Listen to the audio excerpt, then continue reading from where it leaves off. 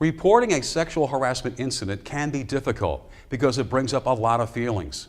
Embarrassment about the harassment itself, anxiety about what will happen if you come forward, concern that people might not believe you, and fear of how the harasser will react.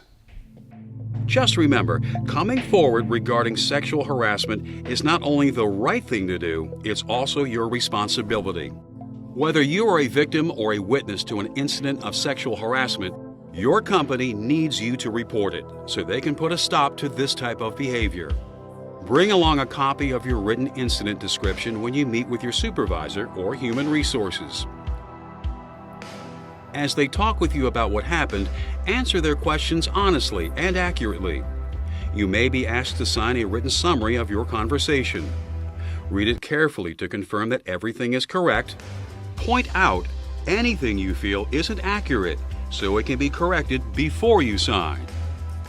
The manager or HR representative will then talk to the person whose behavior you feel was sexually harassing. They will be informed of the allegations, questioned about their role in the incident, and advised that the offensive conduct must stop. The company will always try to keep the process confidential, but sometimes it will be necessary for them to interview other people who may have witnessed the events. How the situation is resolved will depend on the type of harassment, how often it occurred, and other factors. At the very least, the harasser will be warned to cease and desist or face disciplinary action.